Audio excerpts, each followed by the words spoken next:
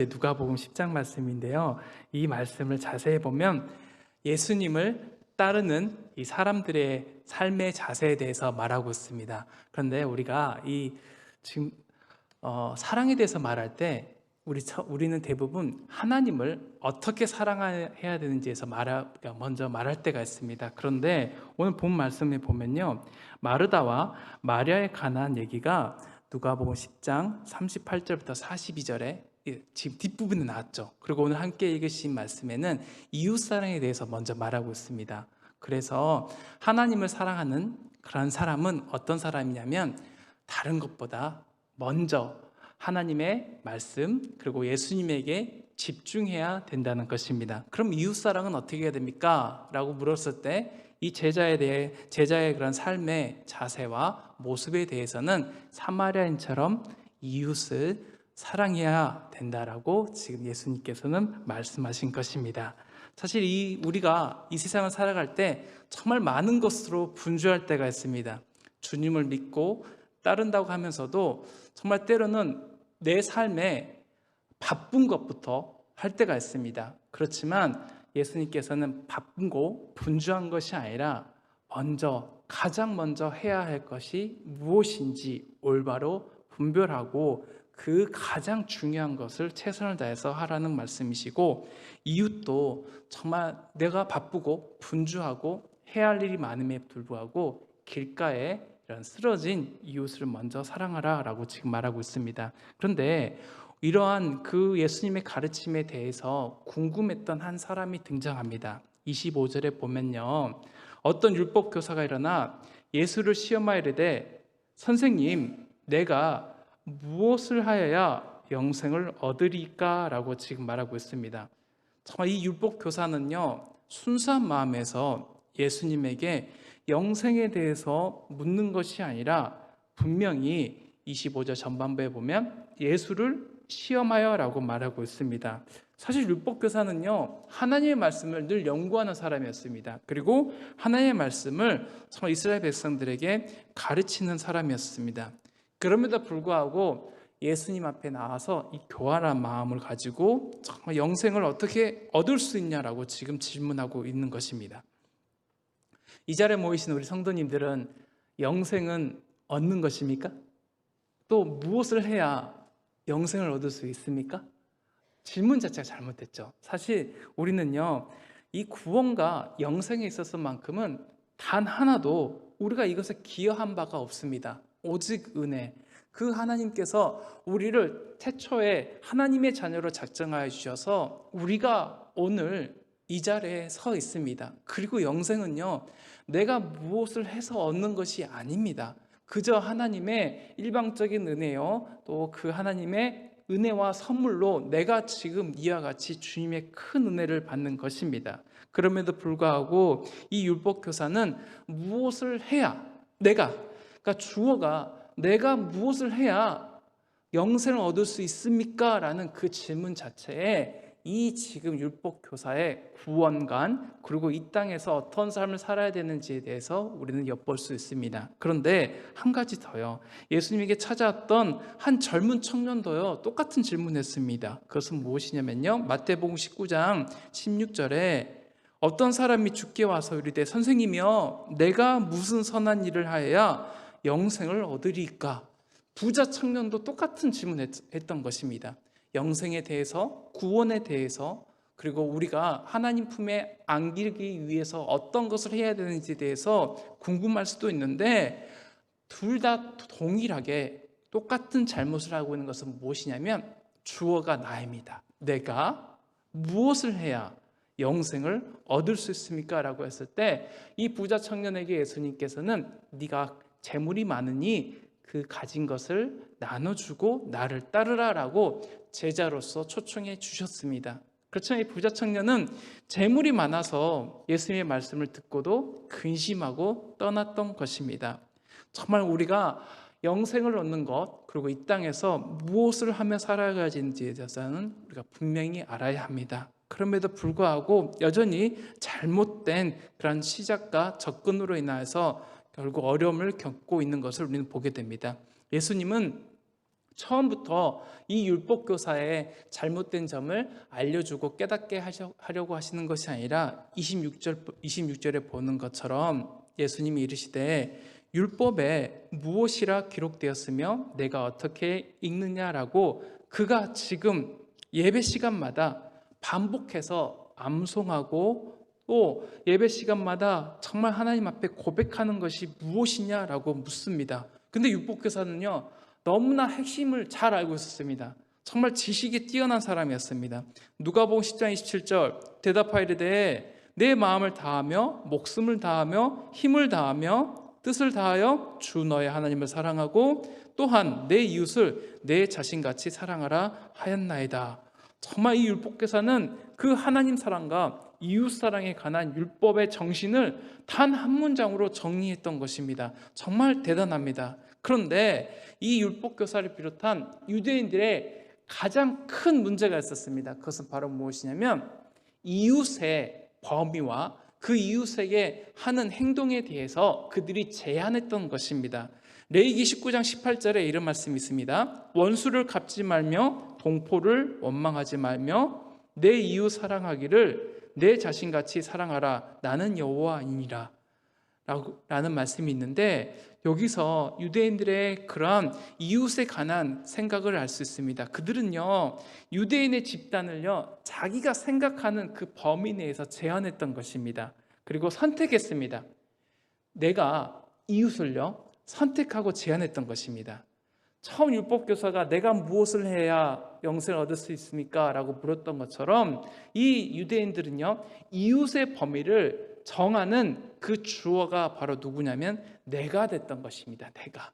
그래서 하나님이 주어가 되고 하나님의 말씀이 우리의 삶을 이끌어 가시는 것이 돼야 됨에도 불구하고 우리가 때로는요 말씀을 잘 알고 정말 이 한 문장으로 율법의 정신을 잘 정리한다 할지라도 주님이 주어가 되지 않으면 결국 내가 하고 싶은 대로 하고 제한하고 정말 내 마음대로 하고 그 이웃의 범위조차 하나님이 알려주신 그 범위가 아니라 내가 생각하는 것으로 이와 같이 선택할 수 있다는 것입니다. 그런데 예수님께서는 누가복음 10장 29절에 그럼 네 이웃이 누구냐라고 지금 묻습니다. 그 율법교사가 그럼 이웃이 누구냐고 묻습니다. 누가복음 10장 29절에 그 사람이 자기를 옳게 보이려고 예수께 여짜오되 그러면 내 이웃이 누구니까? 라고 묻습니다. 정말 이 율법교사의 말에는요 어떠한 그런 의도가 있냐면 나는 정말 이웃사랑에 잘 실천하고 있고 특별히 내 이웃인 동족에게는 정말 한없이 제한 없이 사랑을 다 베풀고 있습니다. 나는 정말 이웃사랑을 잘 실천할 수 있습니다 라고 자부하고 있는 것을 우리는 알 수 있습니다. 그러자 예수님은 그 율법교사의 생각과 그 스스로 자부심을 느끼는 것을 알고 사마리아인 이야기를 지금 시작하고 있습니다.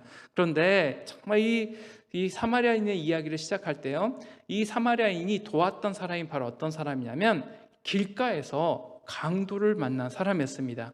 길가에서 강도를 만나 쓰러진 사람을 발견한 사람들이 있는데요 제사장, 레위인, 사마리아인이었습니다.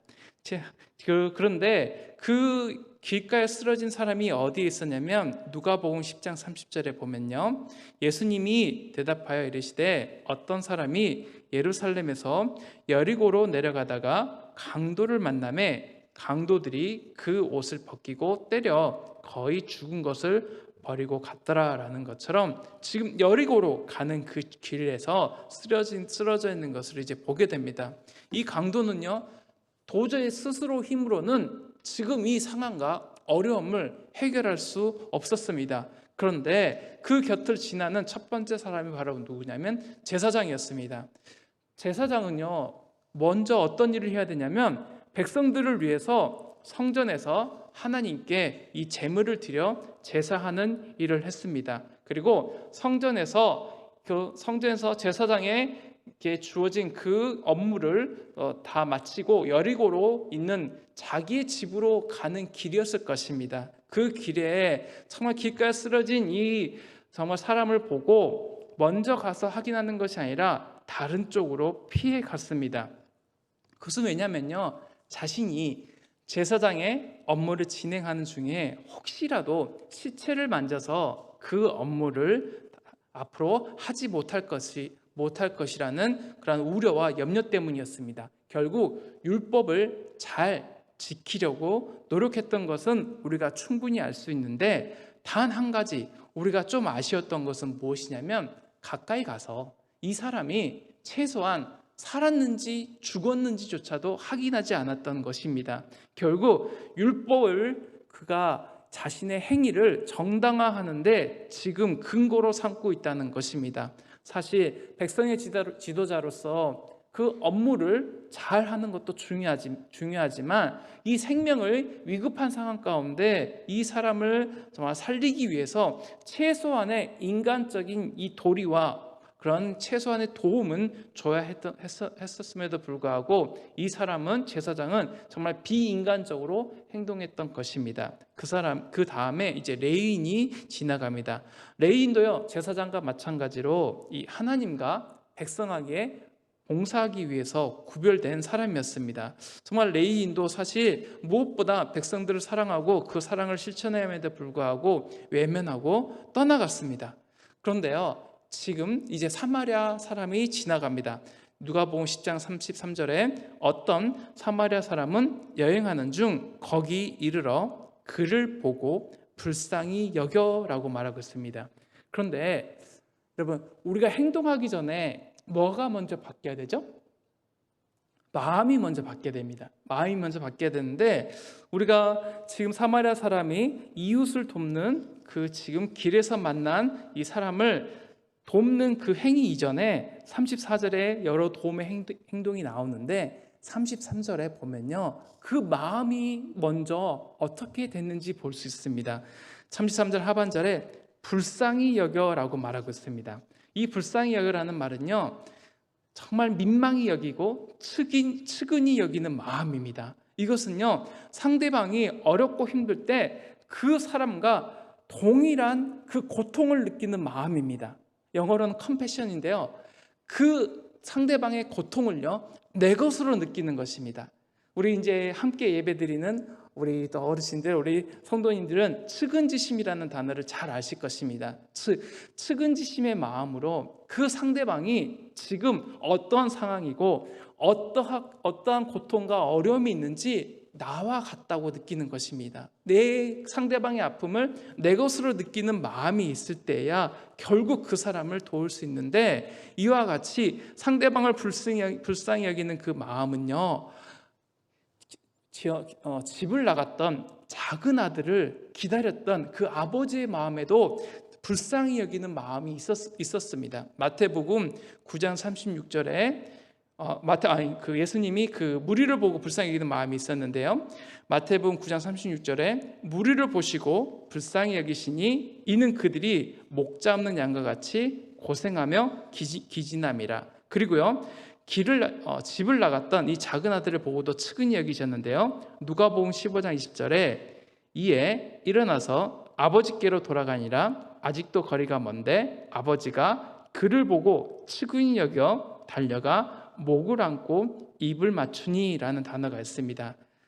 우리 또 예전에 성경을 가지고 또 아시는 분들이 계시는데, 그 개역 한글에요, 히브리서 4장 15절에 우리에게 있는 대제사장은 우리 연약함을 채울하지 아니하는 자가 아니요 모든 일에 우리와 한결같이 시험을 받은 자로되 죄는 없으시니라 라는 단어가 있습니다.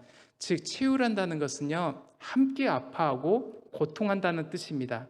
예수님께서는요, 사실 우리를 먼저 측은히 여기셨습니다. 그리고 불쌍히 여기셨습니다. 왜 그러시냐면, 예수님은 하늘의 높은 보좌 위에서 영광과 권세를 다 누리고 계셨습니다. 그런데 우리를 하나님의 자녀 삼아주시기 위해서 이 낮고 낮은 땅으로 오셔서 우리의 모든 고통과 아픔을 다 직접 몸소 체험하셨습니다.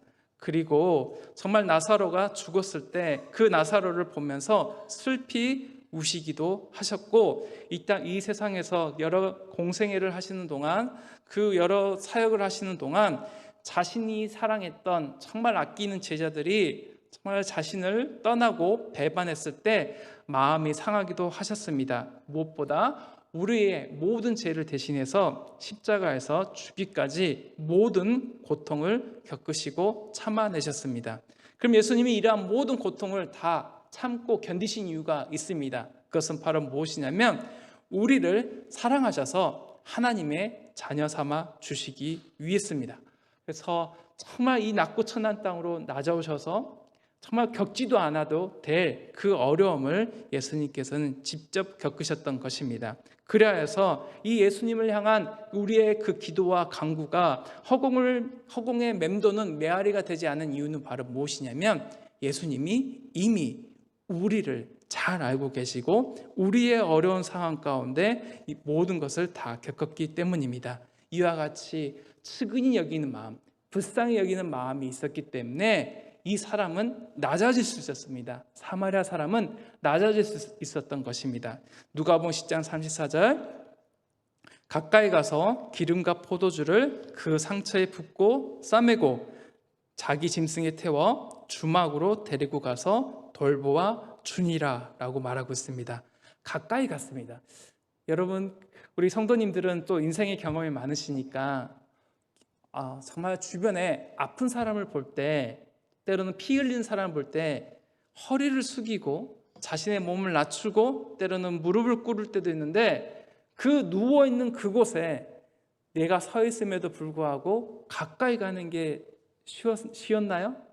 때로는 그 아픈 사람, 상처난 사람, 피 흘린 사람에게 가까이 가는 게 때로는 힘들 수 있습니다. 그냥 지나치고 싶을 때도 있습니다. 그런데 일어서 있는 우리의 자세를 낮춰야 됐습니다. 그리고 그 바닥이 어떤 상태도 모르지만 이 바닥에 우리는 무릎을 꿇어야 할 때도 있고 때로는 숨을 쉬고 있는지 안 쉬고 있는지 확인하기 위해서 귀를 그 사람에게 또 가까이 될 때가 있다는 것입니다. 근데 이게 쉽지는 않습니다. 왜냐하면요, 우리는 이미 확보한 그 위치와 안정감이 있습니다. 근데 그거를 낮춰야 됩니다.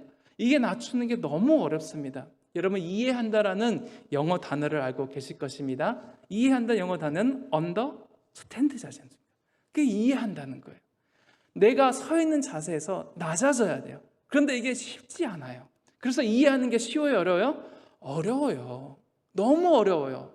왜냐하면 이미 서 있는데 그 상대방의 위치까지 낮아져야 되는데 그 기준이 어디냐면요, 상대방보다 낮아져야 되기 때문에 더 힘든 거예요. 근데 지금 이 상황을 보면요, 가까이 가는 게 쉽지 않아요. 사실 나는요 깨끗하고 나는요 안정감을 누리고 있고요, 더 이상 인생에 있어서 더 이루고 싶지 않은 것들이 있는 사람도 있을 텐데 그 어렵고 힘든 상황, 겪지 않아도 될 상황을 내가 가까이 가서 겪어야 된다는 것에 대해서 이 첫 단계가 바로 도움을 주는 첫 단계라는 것입니다. 그 다음에요, 상처에 붓고 싸맸다라고 말하고 있습니다. 그러면 상처가 잘 보일 수도 있는데 안 보일 수도 있어요. 옷에 가려질 수도 있어요. 그러면 자세히 봐야 돼요. 자세히 보고 그 상처가 얼마나 깊은지 어떤 종류인지 우리는 봐야 되는데 이것조차 사실은 우리의 상황에서는 참 힘든 결정일 수도 있습니다. 그것으로만 그치는 것이 아니라 데리고 가야 된다는 것입니다. 나도 힘들고 내가 사는 이 인생길 나 혼자 살아가기도 힘든데 내가 가지고 있는 그 인생의 무게와 짐조차 버거운데 거기에 더해서 정말 알지도 못하는 사람을 데리고 가야 된다는 것입니다. 그 다음에 돌보아 줘야 된다는 것입니다. 이와 같이 가까이 가야 합니다.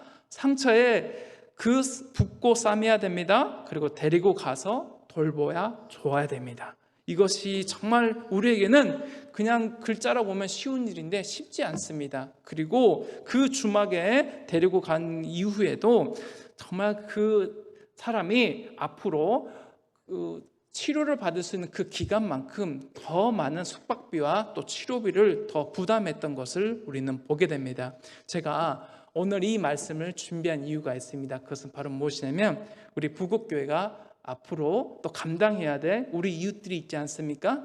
정말 옆에 또 포스코 건설에서 또 아파트가 또 건축되고 있는데 많은 기대와 또 소망을 갖고 있는데 정말 이것뿐만 아니라 우리 또 부산의 여러 지역에 또 우리 주민들을 또 이웃들을 섬겨야 되는데, 한 가지 저도 정말 말씀을 준비하면서 우리 성도님들을 위해서 또 기도하면서 정말 머릿속에 또 떠오르는 그런 생각은 바로 무엇이냐면, 우리가 이웃들의 필요를 먼저 헤아리고 서 있는 자세가 아니라 가까이 가고 낮아져서 그 이웃들이 지금 뭐가 필요한지, 무엇이 필요한지 먼저 도움을 주자는 것입니다. 그 이웃들에게 나를 섬겨달라고 하는 것이 아니라 그 상대방이 지금 어떤 어려움이 있는지, 정말 나이대별로, 어린아이, 우리 주일학교 아이들 같은 경우에는 무엇이 어려운지 우리가 먼저 헤아리고 도와주고, 또 아이를 키우는 부모님에게는 정말 그들이 정말 아이를 키우는 중에 얼마나 어렵고 또 아이에게 가장 좋은 교육을 또 받고 싶은 마음이 있을 것인데, 그것을 우리가 어떻게 채워줘야 되는지, 그래서 자세히 관찰하고 먼저 우리가 낮아지고 그들을 섬길 때, 또한 우리 주변에 정말 어려움을 겪고 있는 우리 이웃들이 이곳에 와서 함께 예배드리고 한 형제고 한 친구가 되기를 간절히 원하는 그런 마음이 저도 들었습니다. 그래서 우리가 주장하는 것이 아니라, 높아지려고 하는 것이 아니라 먼저 낮아지고 먼저 살펴주고 먼저 돌봐줄 때 결국 그 이웃도 우리와 함께 친구가 될 수 있다는 것입니다. 그래서 다른 것이 아닙니다. 불쌍히 여기는 마음, 측은히 여기는 마음이 가장 먼저 우리 가운데 있어야 되는데, 우리가 먼저 그 불쌍히 여기는 마음, 측은히 여기는 그 마음으로 큰 사랑을 받았다는 것입니다. 누구에게 받았습니까? 예수님에게, 하나님에게 받았다는 것입니다. 하나님은 독생자 예수 그리스도를 이 땅에 보내셔서 십자가에 못 박혀 죽기까지 내버려 두셨습니다. 정말 이 하나님 아버지께서 그 아들이 십자가에서 그 모진 고난을 겪고 있음에도 불구하고, 전지전능하신 그 하나님이 이 아들을 충분히 살리실 수 있음에도 불구하고 우리를 그 하나님의 자녀로 택정하기 위해서 그 우리의 모든 죄를 예수님에게 다 전가하기 위해서 때로는 그 모진 아픔을 다 겪으셨던 것입니다. 그리고 예수님께서도 그 아버지의 그 마음을 아셔서 정말 아버지의 뜻을 이 땅 가운데 이루기 위해서 끝까지 정말 도살장에 끌려가는 어린 양과 같이 그 모진 형벌을 다 견디셨던 것입니다. 그래서 이 다가오는 성탄절에 우리가 그 어느 때보다도 그저 교회의 절기에 따라서 그 절기 중에 하나인 성탄절이 아니라 내 삶 가운데, 그리고 우리의 삶 가운데 찾아오신 그 하나님의 사랑, 그리고 예수님의 사랑을 온전히 깨달아 알기 원합니다. 그래서 억울하고 분한 게 아니라 내가 먼저 받았으니 정말 이웃들에게 내가 받은 사랑 조금만 더 흘려보내고, 정말 마음에 안 들더라도 조금 더 이해하고 조금 더 낮아지고 그 상처가 어디 있는지 먼저 발견하고, 그저 그 상처를 탓하기보다 때로는 돌봐주고 정말 그 치료비까지 우리가 그 주막 주인에게 맡긴 것 같이 마지막까지 최선을 다해서 그 이웃을 돌본다면, 그 이웃은요, 나를 알지 못하고 처음 만난 사람이라도 우리와 친구가 될 수 있습니다. 그래서 우리의 목적이요, 여러분 우리도 다 마찬가지 않습니까? 나를 이용하려는 사람의 의도를 잘 알고 있습니다. 근데 상대방도요, 내가 그 사람을 이용하려고 하면 다 알고 있습니다. 그렇지만 내가 그 사람을 진정으로 친구가 되기 위해서 내가 가진 것을 조금 나눠주면요, 그 사람은 되게 반갑고 즐거워합니다. 왜냐하면요, 이 시대가요 갈수록 각박해집니다. 그래서 우리 어르신들이 정말 신앙생활을 하면서, 그리고 사회생활을 하면서 정말 과거에 정말 향수처럼 느끼는 그 이웃사랑의 모습들이 있지 않습니까? 그것들을 이웃들에게 조금 나눠주면 그 사람들은 감동합니다. 왜냐고요? 지금은 그런 사랑을 나누지 않아요. 오늘 또 점심식사를 맛있게 하셨는데 정말 이와 같이 정말 사랑과 정성을 담아서 우리가 식사를 나누는 그런 모습도요, 찾아보기 힘든 시대가 오고 있습니다. 그죠?